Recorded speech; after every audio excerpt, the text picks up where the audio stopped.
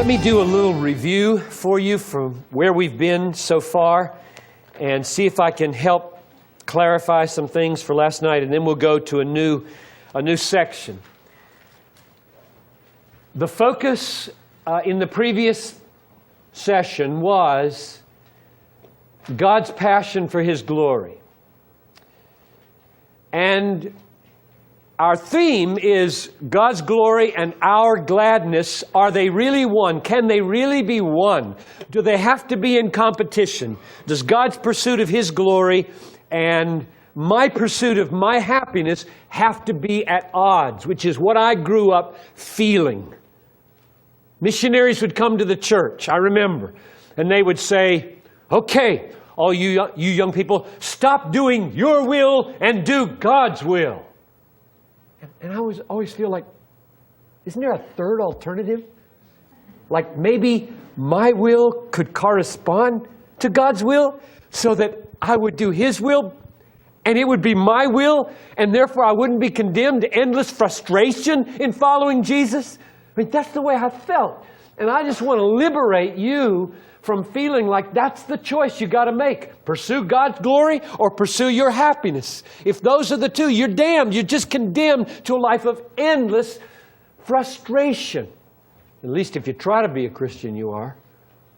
You do not have to choose. That's the whole theme.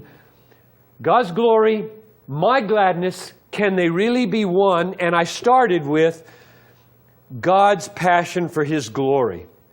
And the big question is, why in the world did you start there? That's a hard thing to get your head around. Why did you do it that way? Here's the reason.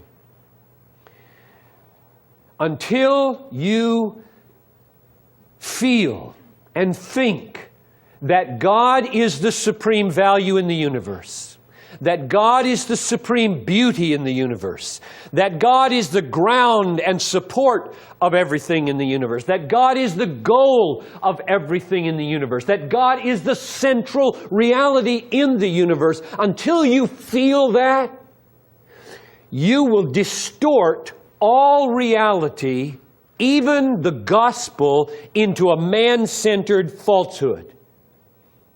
Even the cross. I hear Christians turn the cross into a man-centered echo of their own excellence. Oh, how valuable I must have been that He died for me.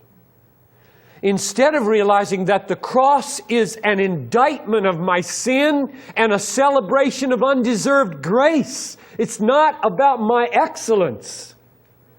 It's about my becoming one who can see glory and delight in it because He bought me. So I began last night at the hardest place. It's going to get easier from here on out. At least I hope easier to understand, if not easier to live.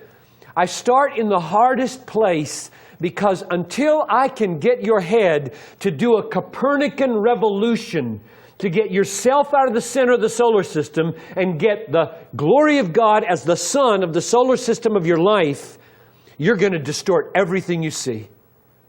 And I know that not many young people in the world have this liberty to put God at the center. I want you to be different. And so I began at that hard place. So how did I do it? Let me just give you about a 5-minute summary of last night. I start by saying God has a passion for His glory. And I find that that's the antidote to the disease of man-centeredness better than anything else. A lot of people are willing to say, I should be God-centered. We all should be God-centered. But those same people stumble over the statement, God is God-centered. They say, whoa, that doesn't sound right.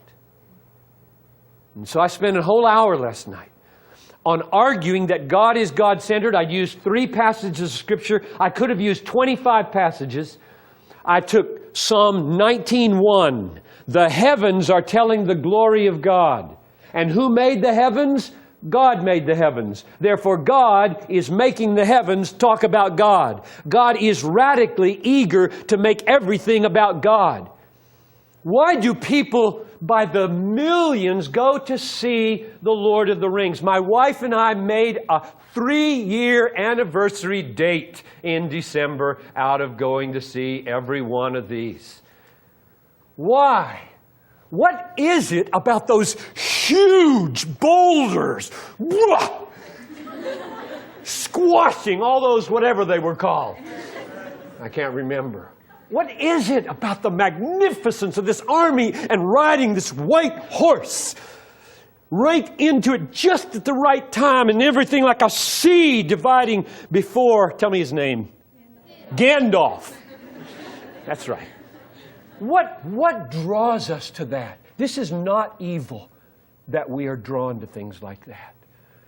Written on our hearts is, you're not made for mirrors, you're made for God. It's Christ. It's all about images of Jesus. Of course, we don't know what Jesus looked like, and we have to invent stories and parables and great cinematographical, whatever that word is, phenomena, so that we would just taste a little bit of what it will be like when verse 24 of John 17 comes true. So you're not sinning necessarily when you stand before the Grand Canyon and feel yourself drawn out into its bigness, or stand before the Rockies or the Alps and feel yourself drawn out into its bigness, or go to a movie like that and feel yourself drawn out into the artificial bigness on the screen. You're not sinning if you don't idolize the Grand Canyon, the mountains, or the movies, but rather let them become springboards to worship.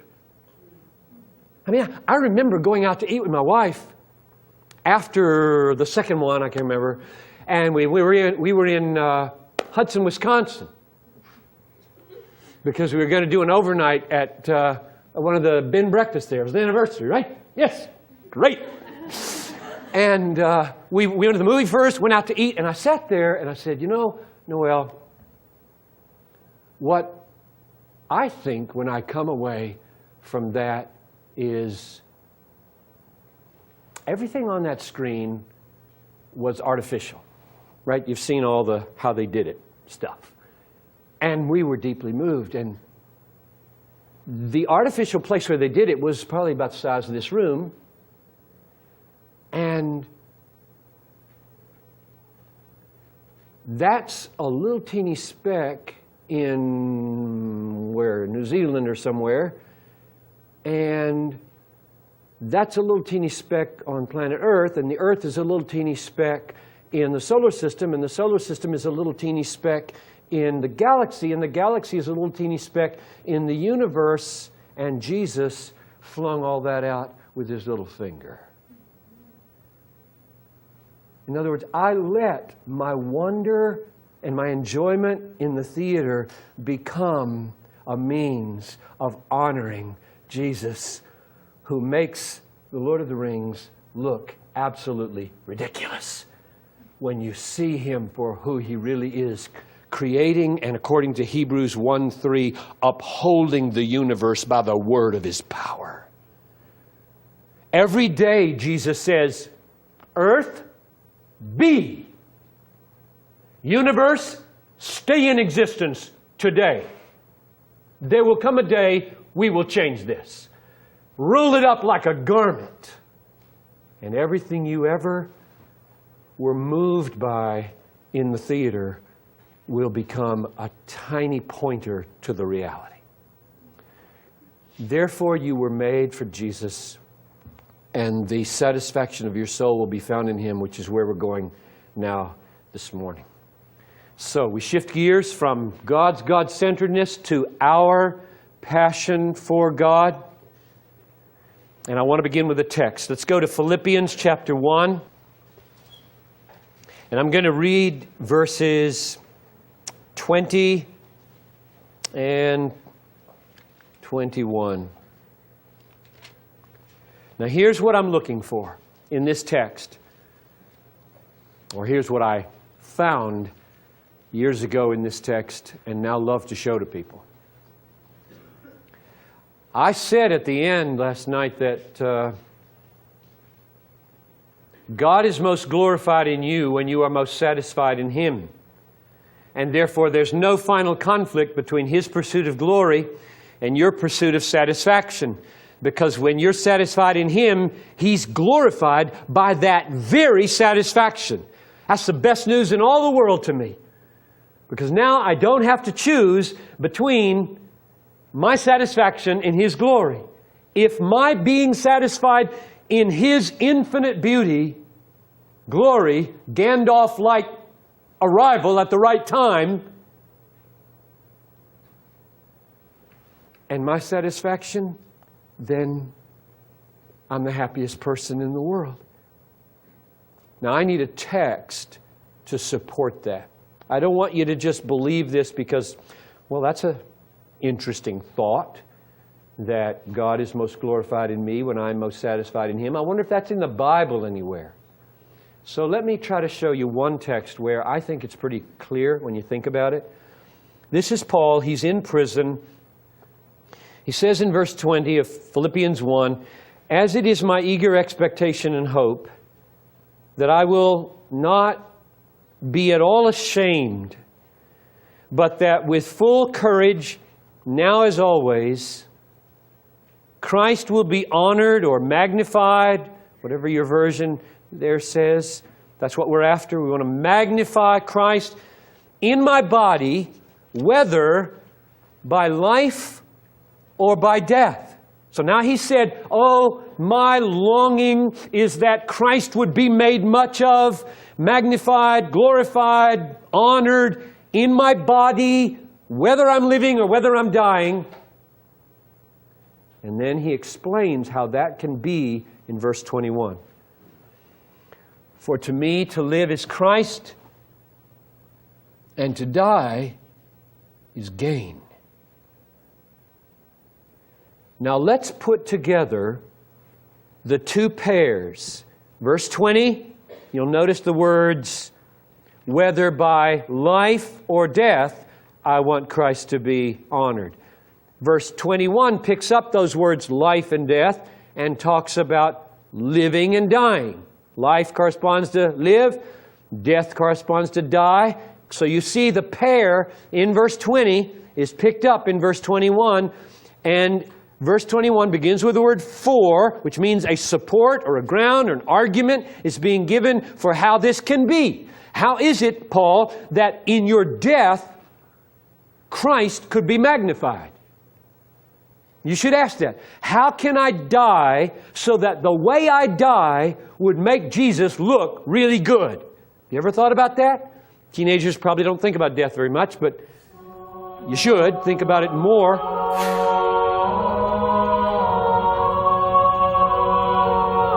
I think that it's going to happen. It doesn't really consume my mind.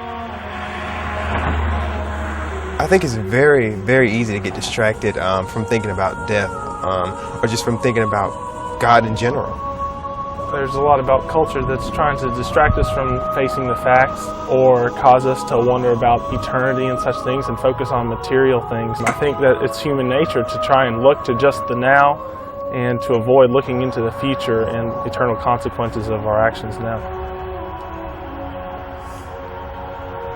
We're always busy. We're always, life is just always hustle and bustle. So, we're always doing something that causes you to kind of be on a different track than always thinking about God and, life or afterlife anyway. Yes, I've had a few people in my life, my friends and some of my family die, and so I've thought about it.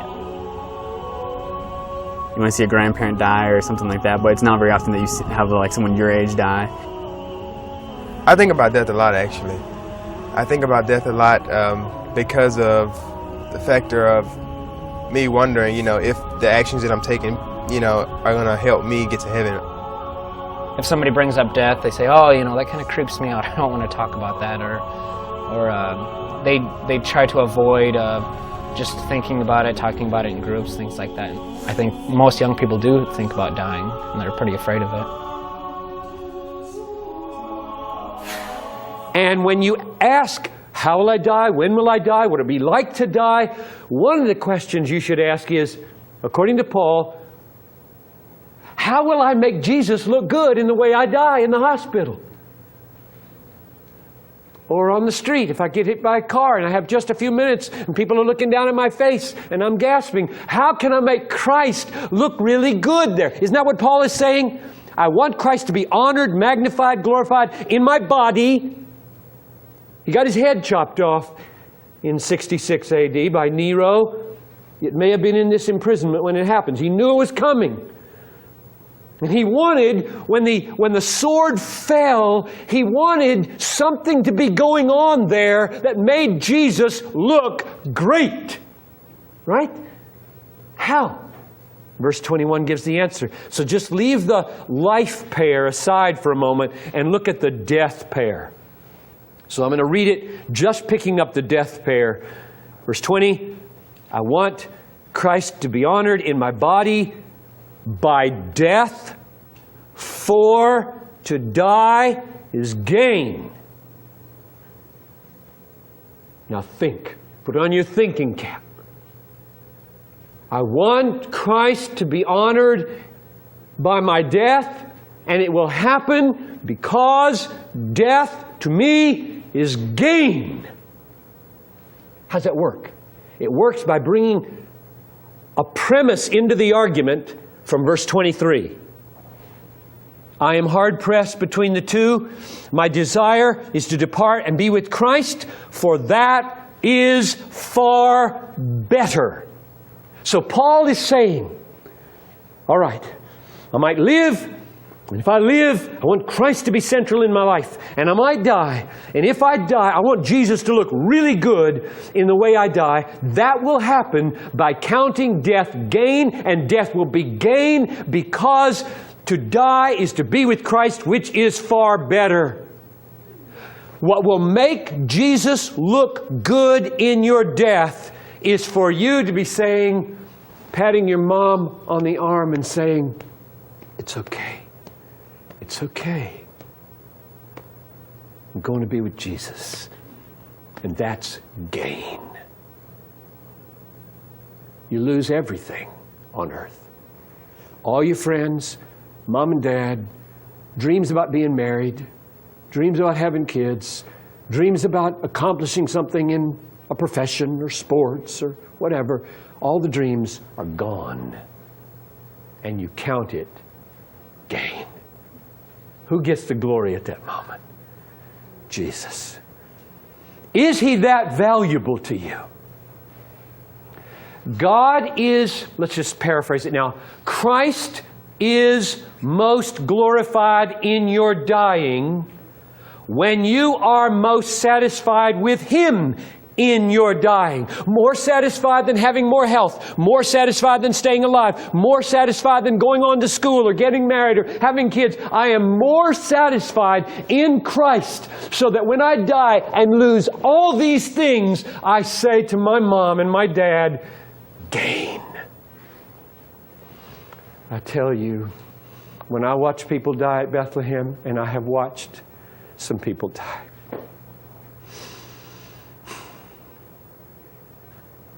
I marvel at how well our people die. I marvel. And I give Jesus glory. I say, Christ, what a faith you have wrought. What a rock-solid confidence you have wrought. What a beauty you have displayed of yourself, so that they're willing to let goods and kindred go, this mortal life also, the body they may kill. God's truth, God's glory, God's beauty abideth still. His kingdom is forever. I'm going home. So I think that verse teaches what I'm arguing for. Namely, God is most glorified in you. Christ is most honored in you, in your body, when you are most satisfied in him, both in living by making him Christ central, and in dying by saying it's gain. You can't count him gain unless you're saying, I'm satisfied with him. I'm satisfied with him. And he gets great glory. Therefore, I closed last night by saying that unleashes one of the most radical, surprising, controversial statements of Christian hedonism. That is another name to put over these sessions together. Christian hedonism. Whoa! What a controversial phrase. Hedonism. Yeah, that's, oh, I read about that. Like the Romans used to use it a lot, I think. I define hedonism as doing things your own way, kind of with a very mindset of doing whatever feels good, I'm going to do it. Basically doing what makes you feel good at the moment and not caring about the future. Some people might think it's a good thing, some bad. I'm kind of indifferent. Our culture promotes it. Everything is, you know, if it feels good, do it. I'm open to everything, to an extent, of course. I think that life has a balance. I don't think anyone does anything that doesn't bring them pleasure. Even religious people have pleasure in their lives, so I don't think hedonism is such a bad thing. Help yourself. I think it's possible to be a Christian hedonist, because I know I have friends who I witnessed them putting their faith in Jesus Christ, and I have no doubt that they believe Him in their Savior, but it's just one of those things where they go to church to have fun with their friends. They go to concerts just do stupid things. That's actually an oxymoron. You can't have a Christian hedonist, both at the same time. You're either Christian or you're not. But honestly, if you're going at it with the wrong motivation and without the motivation of how is God going to mold me or how am I going to serve God in this situation, I think it's real easy to fall into Christian hedonism. I'm a Christian hedonist, I guess. As much as I try not to be, and pray not to be as selfish, but I know I am.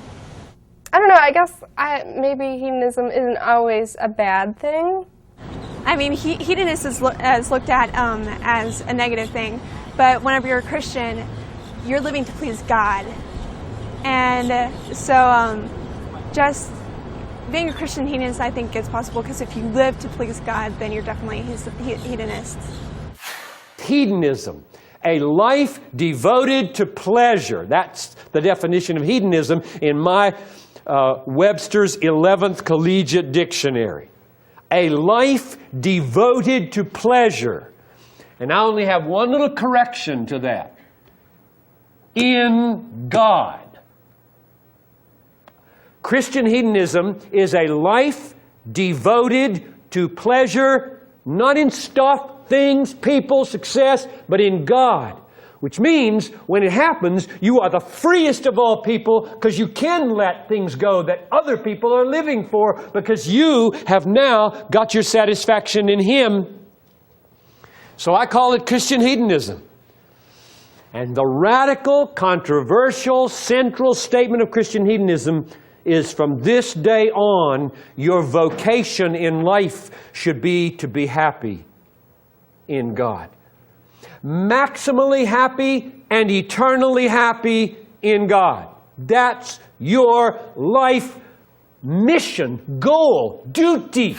That's a good thing. To take pleasure in God, to be that kind of Christian hedonist. That's actually a nice term. I think you can take pleasure in God and be just with the negative connotation that hedonism takes. Yeah, to say you're a Christian hedonist, it's almost kind of a misnomer, but I think that you can be a Christian hedonist in that light, that if you take pleasure in God, God's going to bless you every time. And that's true. If you do have the right motivation and you do have the right attitude, that God will reward you and bless you. And honestly, when you do take pleasure in that all the day long, I guess you can be called a Christian hedonist. I haven't really thought of that. The title of the book I gave you last night was The Dangerous Duty of Delight. Add, in God.